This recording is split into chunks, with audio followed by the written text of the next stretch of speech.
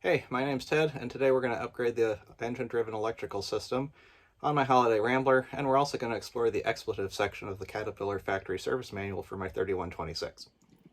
You've got to be kidding me. What idiot put that alternator bolt in so that you had to pull the turbo inlet off to get it out? Some people. So I wasn't actually planning on starting a video today. I was going to be taking care of a few things on the engine, little things, and I might have done a video on some welding I had planned up front. I'll talk about that later. I was starting off by trying to tighten the water pump belt on the 3126 here in my Holiday Rambler, and then one of the bolts that holds the tensioner on snapped. This head snapped off, and it snapped clear to the boss that it's mounted on. Then I also pulled off the main belt, and found that both the alternator and the air conditioning compressor bearings were making some noise. I'd planned on doing something about these anyway, so I decided I was just going to start taking them off, and then, well, things start to go bad, as they oftentimes do. So the hoses for the factory engine-driven air conditioning broke last year. It broke at the fitting, and these are 40-foot long hoses. There's really not a good way to try to just fix them or replace them. I don't really like how the factory setup for the engine-driven air conditioning is, because when you've got the hoses that long, you have to put in some extra orifices and stuff to try to make the pressures at the evaporator up in the front of the RV be what they're supposed to be. So I've never considered it to be a very good system. The other thing is that we currently have to run the generator basically all the time while we're driving. I don't think that that's going to change, but we've got a 2,000 watt inverter in here that can do a pretty decent amount. The alternator looked to be old, maybe original, and it wasn't working very well, at least not consistently. So I figured this stuff needs to get addressed anyway. So what I had intended on doing, and I'm at the start of this project, so this may change, but what I intended on doing was ditching the factory air conditioning compressor and then putting a second alternator there and just running two alternators, so that instead of the factory 160 amps, I can run a higher number of amps that can make sure that the alternators can always power that 2,000 watt inverter going down the road, and maybe we won't have to run the generator quite as much. So let me show you what we found. All right, you can see I've started to take some things apart, and this is the first time that I've taken the engine drive belt off of this RV. And really, on the whole, things aren't too bad. The fan spins just fine. That little noise that you hear is the belt that's just sitting there on it. But it's fine. The bearing's tight. The idler pulley and then the tensioner, those are also tight. Those are fine. The alternator is, you probably can't hear it too much, but it is dragging a little bit, and since I'm going to have to do something, I'm going to just mess with it anyway, because like I said, it wasn't working so well. Air conditioning compressor, it barely wants to spin at all. So that, I guess, is a little disappointing, because I think that got replaced about 5 years ago. But oh well. So I'm going to pull it out. All of this started when I went to go tighten the water pump belt, which, if you don't know, the water pump belt is way down there. It's a separate belt that is manually tensioned instead of being part of the automatic tensioner. And when I went to go loosen the bolt so that I could tighten it, one of the bolts for the tensioner just snapped off. And unfortunately, it's the main bolt, not the bolt with the elongated hole for sliding. I say unfortunately because it looks like there's two bolt holes down there. So I figured, all right, it's time to just start taking some stuff apart and getting through it. That is the lower alternator bolt. And some idiot decided to put it in that way. I don't know why. That makes me think that this alternator is probably original to the RV, and that was put on before the turbo inlet was put on, because there's plenty of room in the front to get it out. I don't want to take off anything that I don't have to and risk having another problem. So time to get out the angle grinder and just cut that head off. All right, let's get to it. All right, moved a little bit along here. Got the angle grinder, ground out that bolt for the alternator. I'll show you the alternator in a bit, but it was original. Now, working on the air conditioning compressor, which is held in by 3 bolts. The top one came out fairly easily. Bottom 2, you can't really see down there, I guess, but this was, I thought I saw in the logs that this had been replaced at some point, but I could be remembering wrong.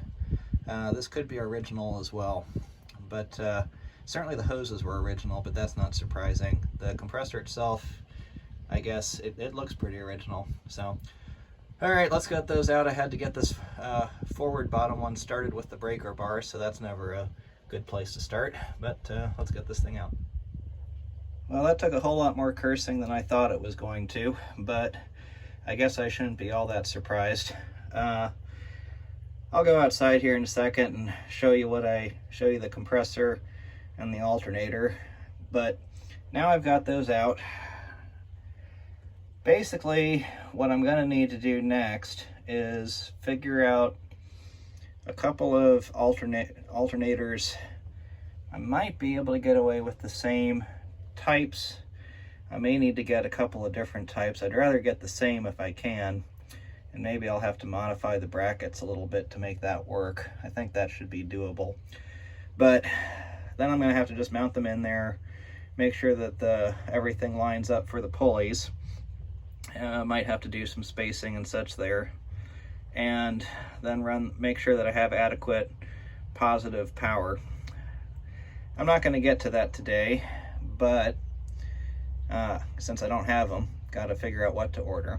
But let me show you this alternator and compressor, see what you think. Well, I'm outside here now with these parts that have been removed. Date 2002. So this was the original alternator with the RV. I guess I can't complain too much. Doesn't owe me anything after over 20 years. So, and I guess it's not awful, but it's making just a bit of a noise in there, and it wasn't working anyway. At least not working well. Then here's the air conditioning compressor. So if I spin this, this pulley is supposed to spin freely with the clutch not engaged. It's not spinning freely at all. Those bearings are shot. I remembered seeing in the records, and I could be wrong on this, I may be remembering incorrectly, but I thought I remembered seeing in the records that this had been changed and that the previous owners had gotten charged for it. Well, that looks pretty original to me. There's no way that it was done within the past 5 years. So, kind of disappointing, but I suppose not too big of a deal since I wanted to get rid of it anyway. This is the tensioner for the water pump, which also looks original. And I suppose it's not too bad. It doesn't spin super freely, but I could put it back on, but since I got all of this stuff apart, I'll probably just buy a new one because this looks pretty original. The water pump itself, though, fortunately, that's spinning freely, but now I got to figure out how to get this screw out that snapped off.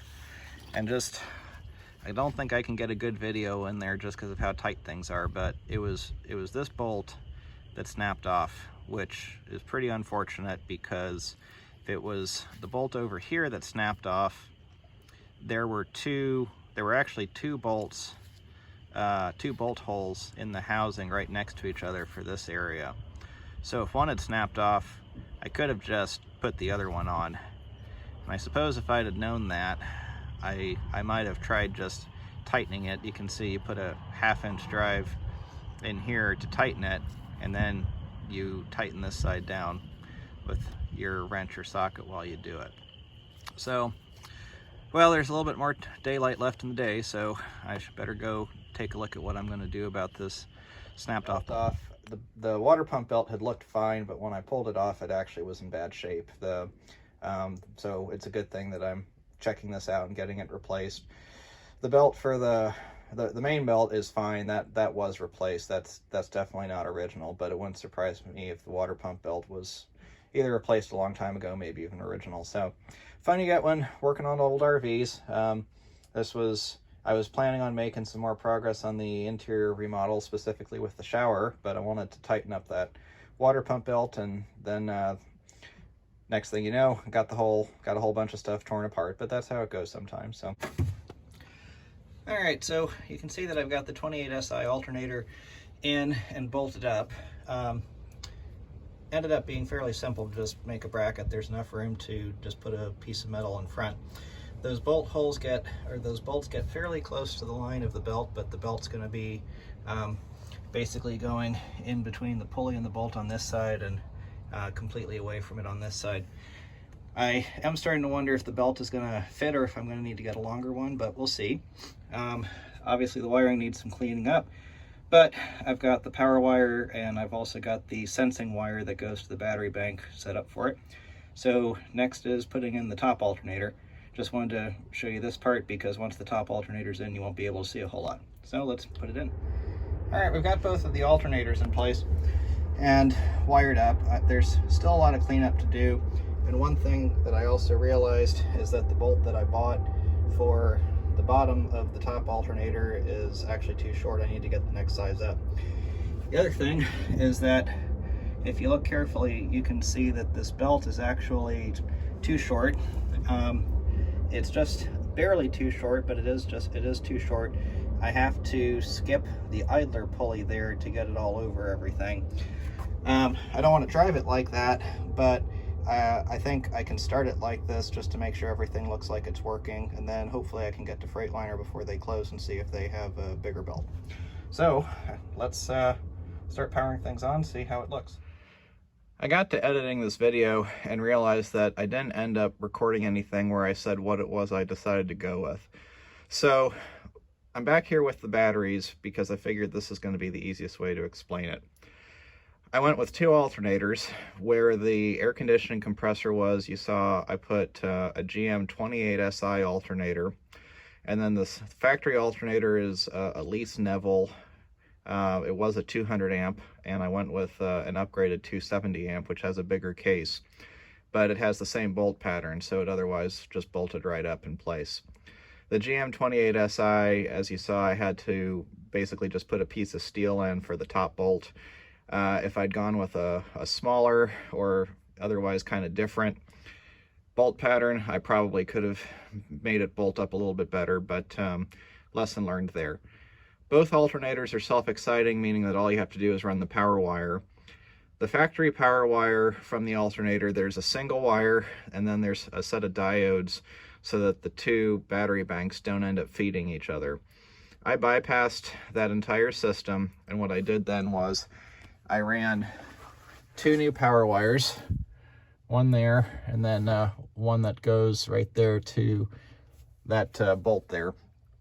And the reason I did that is because, among other reasons, the factory power wire was a 4 gauge, and for 160 amps that's sufficient, but running higher amps, I wanted to make sure that there was never a concern about wire capacity. So I went with a 10 gauge wire. So the 28 SI alternator is dedicated to feeding the engine batteries right here. And then the Leece-Neville 270 amp is dedicated to the house batteries there. The two systems are completely separate. However, the factory crossover relay there is still there, and it still works. That relay is really intended to use the house batteries for jump starting the engine, or potentially vice versa, depending on what's dying at the time. So that's what I ended up doing. So now to finish up the video. So I turned on the battery banks, and both of them were, it didn't seem like anything bad was happening when I turned them on, so at the very least, wiring doesn't seem to be too far out. Funny thing, the house batteries with the solar trickle charger on the roof were reading over 14 volts. So I'm actually now trying to get the voltage down a little bit so that I can see if it seems like this alternator's charging. So I turned the inverter on, that's running the refrigerator, and I'll probably turn on a couple of other things here on the house batteries for a bit. And then we'll see if we can start the engine and see what it looks like. All right, we've turned on a few things. We've gotten the house batteries down to 13.3 volts. And Now let's start the engine, see what happens.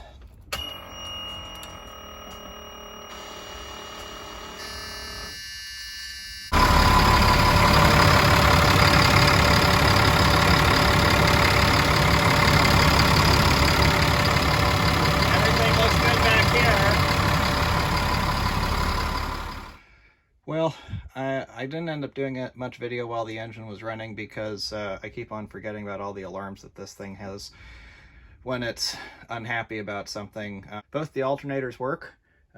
Seems like the engine alternators charging at about 14.1 volts, and it seems like the house alternator is doing about the same. All in all, this was a really good upgrade in my opinion. The 28SI alternator was rated at 200 amps, but the spec sheet, the dyno sheet that I got with it, said that it put out 250 amps, I think. And the 270 amp Leece-Neville alternator, the dyno sheet said that it put out something, I think, around 350 amps. So I have a whole lot of capacity, and what's also nice is it means both those alternators will put out approximately full amperage, pretty close to idle. I've put about 2,500 miles on the bus since doing this. We went down to South Padre Island and back, and this setup had no problems whatsoever. It worked flawlessly. Voltage stayed perfect the entire time, and now I have a whole lot more confidence in the charging system. There's some other upgrades that I plan on doing along the way to maybe now take better advantage of the fact that I've got this extra charging power from the engine. But I'll deal with those at another point. For now, everything's working great. So, does this make sense for you? Well, it probably depends on what you want. Most people like to have the engine-driven air conditioning compressor. I kind of like doing things differently. And for you could get similar results by basically just replacing that 160 amp Leece-Neville alternator that came from the factory with the higher amperage one, and just upgrading the wires and diodes that go to each battery bank. And that would probably get you most of the benefit without eliminating the AC compressor. But for me, where it was something I was going to do anyway, I think it made sense. But either way, it's an interesting project, worked great for me, and hope you found this interesting. So thanks for watching. Have a good day.